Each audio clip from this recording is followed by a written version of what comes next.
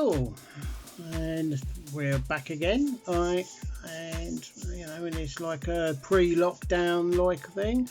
We're going to have a look at a cut pieces, like including a big bruiser there, and we will talk about what I want to do with this channel and what I'm going to stop doing with this channel.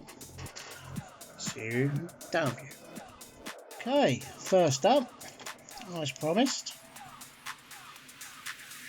1960s Revlon, which I thought was a dead ringer for this handmade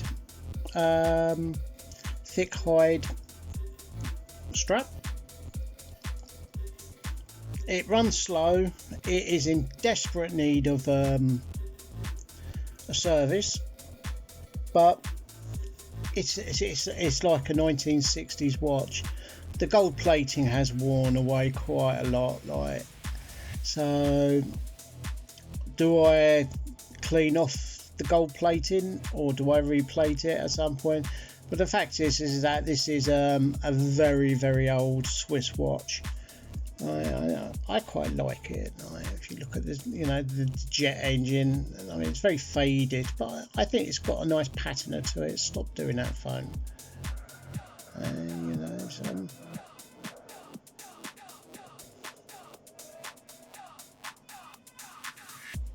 I think that's actually quite nice. Now, obviously, like somewhere down the line, I will be able to service watches, and this is what I'm loading up for as well, as much as anything else.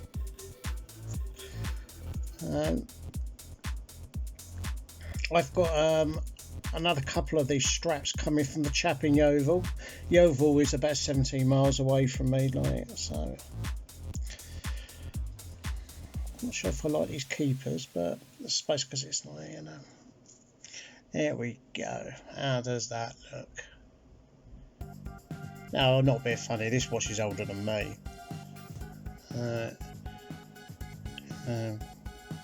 During the night, like it whispers, like, during the war. No, it doesn't really. It's just a figment of my fevered imagination. The loom is pretty dead. I mean, I'm not going to wind it up. There's no real point to it, like, you know, because it's slow. It is in need of a service, but this will be at some point. I'm going to keep the dial as patinaed as it is, but I do want to replate that, I think.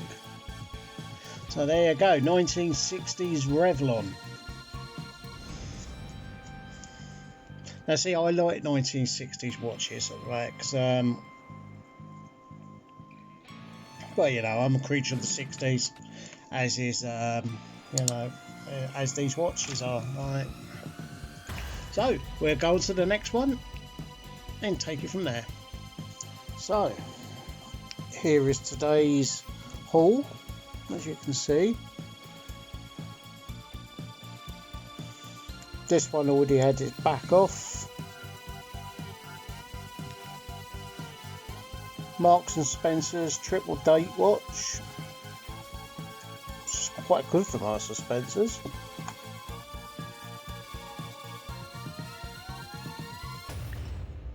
Bench LCD.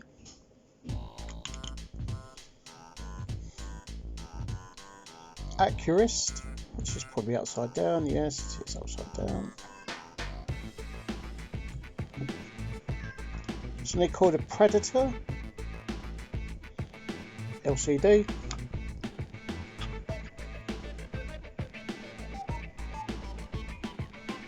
Seconda day date.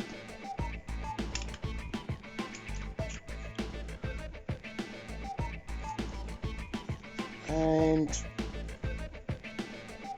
a DKNY, which strangely enough has a very odd looking date thing at the bottom, which I'm thinking to myself, that don't look right at all. So I will set about these. I might do one or might not, like, you know, I mean, everybody knows how to change a battery, don't they? I'll catch you in the next one. next segment, well, sorry, not next video. Now, as you know, I like big watches and I cannot lie. How about this?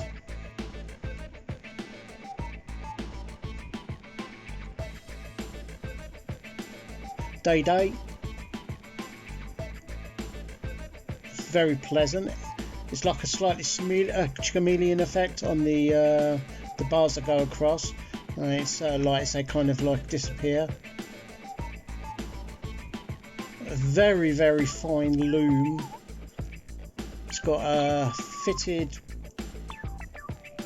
silicone bracelet,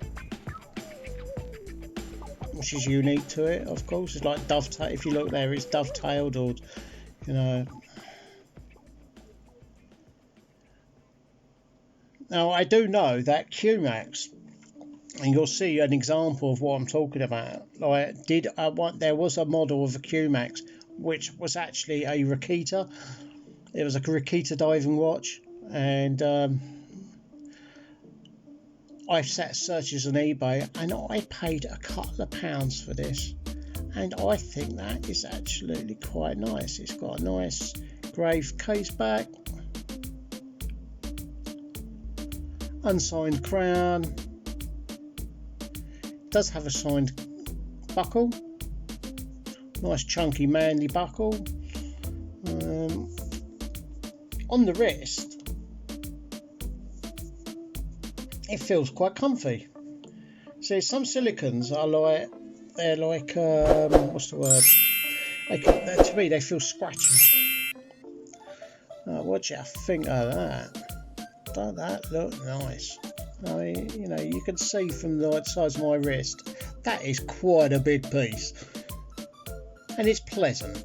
It's a nice dressy. If I was going to go out, a nice pair of jeans, a nice, like, you know, shirt, and this, it would, you know, a long sleeve shirt, it would fit quite nicely. And there you go, the Qmax. I have no idea what model it is. I should imagine it's probably a very cheap Myoto movement inside, day-date one. But it is a very, I mean, for the money I paid for it, it's just, I mean, if I didn't have any other watches, like, and I only had this, I'd be quite happy with that. I'll have to lay it on this side. So, on to the third. Right, and here we have number 3. Right, having to record this again. There we go, look at that. This is a grail of mine. This is a Raketa's quartz diver's watch, Soviet. Bi-directional bezel, above. Stainless steel case, 80mm lugs. Only one waterproofing lug. The other one is, so that means it's not like super deep, like diving like an amphibia would be. 3056A quartz movement in quite clean condition, no man guns or anything to really worry about. There's a bit of rust there. That's obviously where it's poor quality stainless steel. Now these things sell for an absolute fortune. They really do. I'm not joking about these. Like, you know, these are so highly sought after. And there's acrylic glass, of course. It's got a tension ring, and you know, it's got like a printed Rehalt detail. But yeah, this is like a Soviet icon watch. Like, you know, it really is. You know, when you think of, like, you know, like Soviet divers watches, this is one of them. You know, I haven't got it on any bracelet or anything, because I've actually got an Okian bracelet for this, and I'm looking forward to that. So there we go, and because I didn't have it, a watch to show you on my wrist, I thought I'd show you that I'm still wearing my lovely hand-built. I built this Vostok 090. I've been cleaning, and now I'll explain a bit further what I'm doing with all the watches in the up view. So let's head on there and let's rock and roll. So there you go, there's 3 nice examples, and as you can see, like, I'm wearing it on my That's the watch that Ian built. I've been alright. Well, what I was going to explain where I'm going to go with this channel, right? You know, and what I've been doing. As you can see here, I've got all my amphibious to set 1 out, right? You know, and I've been cleaning them up. Right, you know, I mean, look at that. It's kind of beautiful. My KVPO. This one, my 119. I've got a custom-made strap for this. It's the chap I asked who I got the strap from for this. That handmade strap. He lives in Yeovil. I'm gonna I'll put a link in the description. He got in the textured. It's almost like it's like dimply sort of leather. It's exactly that green, and that will look brilliant. And it means also it frees up an 18mm 5-ringer for something else. So what I'm doing is I'm working on right now. Mike beat me to the punch from my retro watches. That's a 2-piece 5-ringer on there. I'm doing a website, and I've been working on. I've been doing it through Weebly or something, like, you know, like, so I haven't got. I want to get it done, and then I'll migrate it, or I'll put a domain on it, or something like that. I haven't done web design for a long time. My obliger on the distressed hide 5-ringer. I've been wearing that a lot as well. Do like my obliger. And I want to catalogue all my working watches as a collection, as Mike has done on his brand new, on myretrowatches.co.uk. I want to do exactly the same, like where I've got like a big kind of bank, like, and I'll have it in classifications, like, you know, it'd be Russian, Japanese and things like that, and they'll be able to cross database it, like, you know, Vostoks, Slavers, Orient, Rigo, Seiko, like, and all the rest of it, and then it'll be like a kind of free, you know, like a kind of a multi-navigatable database. And then what I'm doing is I'm working on a jig so that I can get like a good picture in exactly the same position of the watch, say, like, you know, like that sort of thing, you know, up against, like, you know, something, and then I can then photograph, and then I'll have like an inset photograph, and then a better photograph, a little bit of blurb, or, you know, history, anything of interest to that watch. So then that would become like a record, if you know what I mean. Sorry, I'm just putting my Raketa back up there. And, you know, I've got quite a lot of watches, like, you know, to cover. I mean, I think I have passed the 150 mark. That's how many I've got. You know, and this is 150 in a working collection, which is not bad, since 2 years ago I only had 2 bloody watches, and that was like 2 broken Secondas, and now I've got things like a 1947 Avia. I've got, you know, I mean, you know, this watch I built for myself, you know, and I'm going to do it again, and you know, the next one is going to be even better, because, like, you know, this one is obviously like a bit fancy with the white dial, like, you know, the white radio room. To explain what a radio room is that, see where there's like the red segments, right?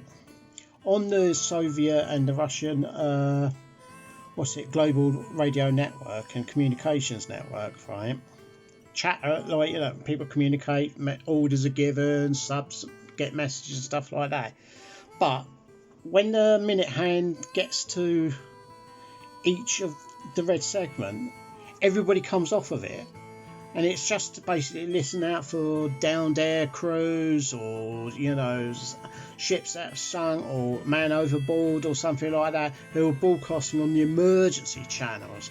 And it means that Moscow Central Command can pick up using all the satellite stations and everything else, you know, can pick up from anywhere in the world somebody calling for help, you know, in the Russian military.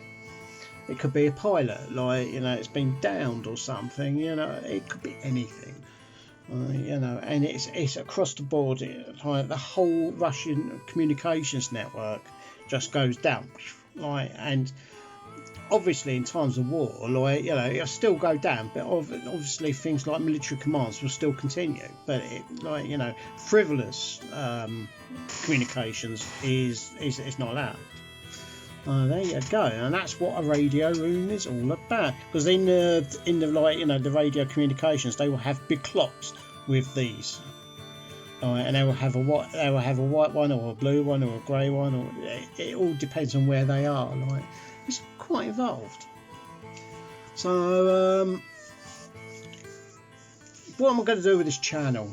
Like, well, basically, like, you know, I've been talking a lot of bollocks, like, you know, like, since I started doing this. You know, yeah, I'm a bit of a loud and proud sort of geezer and that, but people don't want to hear me going on about stupid football teams and wanting to have a fight and all what I did as a kid and everything like that. They don't want to hear that, most likely.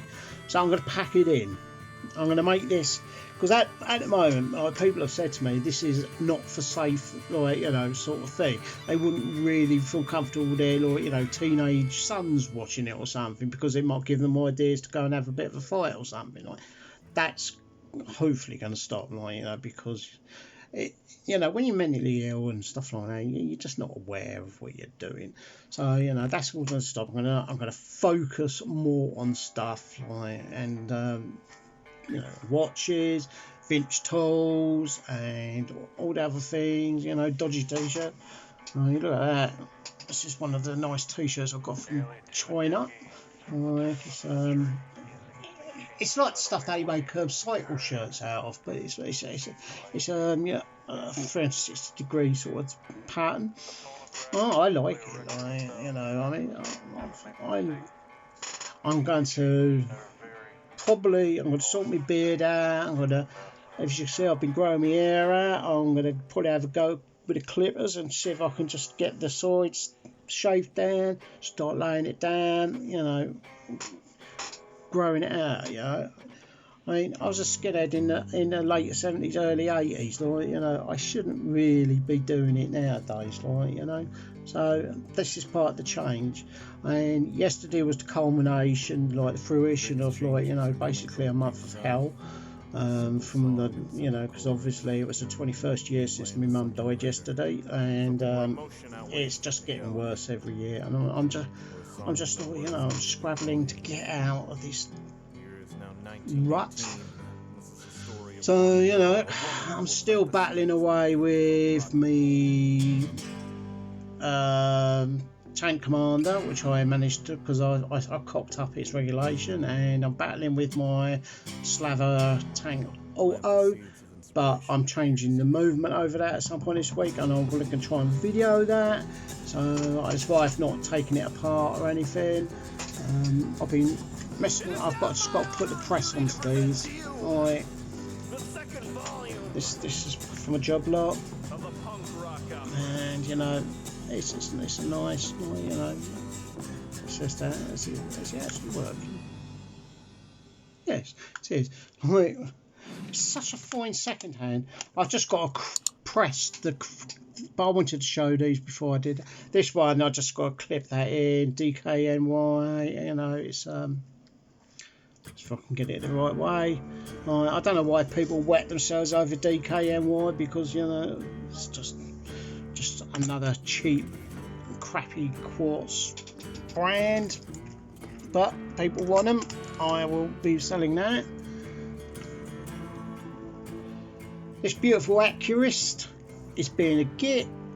I can't find anything that will take. This is like welded on, so when I've got some movement holders coming, and like a movement sort of vise, and when I've done that, I'm going to have to tap this round, like, you know, with a fine pointed chisel or something.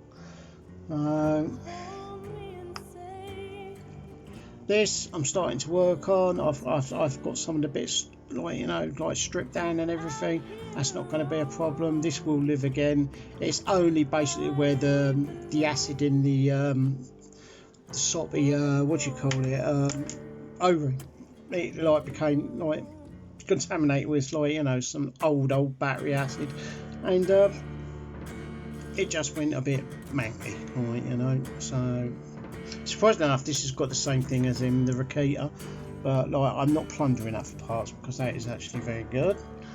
I think that really is covered it all. So there you go. Watch. No, I mean, you know, you'll never stop me being a Millwall supporter, you know.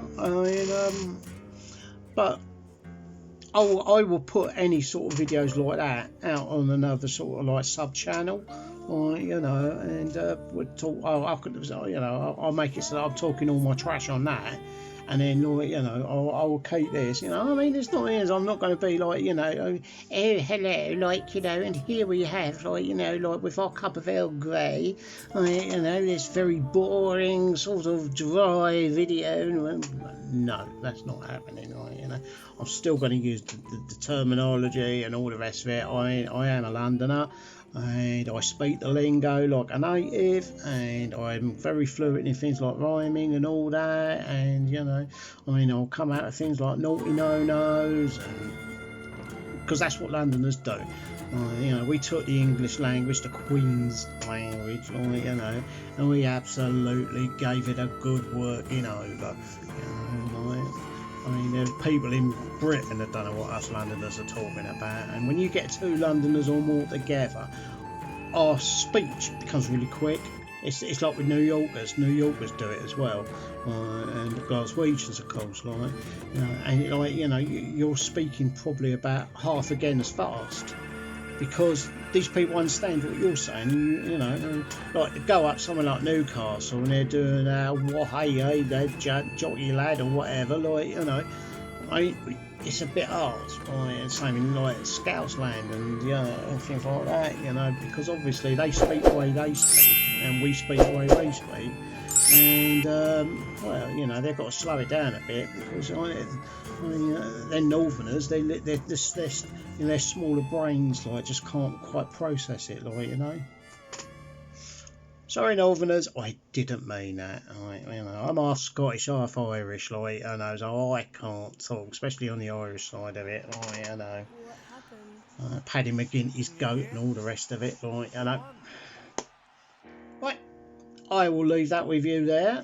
You know, leave a like, comment, subscribe, tell me to piss off if you think I'm an idiot. You know, we'll keep it clean. And Gary, no talking about football or wet spam or anything else. You know, I'm watching you, Gary. You know, my eye is on you, mate. And we've got a lockdown coming. This government's completely cocked it all up, you know, left, right and centre. So, you know, there's going to be probably plenty more watches coming, you know, because we're all locked down, you know. So, stay safe, you know, keep them peeled, watch out for, like, you know, rampaging Shaw Taylors, you know. Half the people here wouldn't even know Shaw Taylor is, like, you know. And just, you know, mind yourself when dealing with idiots that think coronavirus is something, you know, just made up to like make us all look silly, because it's not. It is exploding, it is killing people, it is, until they've got the vaccine. And you know, the vaccine now they have gone, like the first two people to be given this new super duper vaccine has ended up with crippling neurological destruction. So, you know, makes you think, like, you know, I think they rushed a bit too fast there. And I'm going to do something with my beard, like, you know.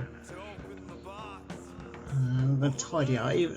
I did want to kind of like do like a Viking's beard, like, you know, or a dwarf's beard out of Lord of the Rings, like, you know, have like little ornaments, like, you know, little death skulls plated into it or something like that, you know.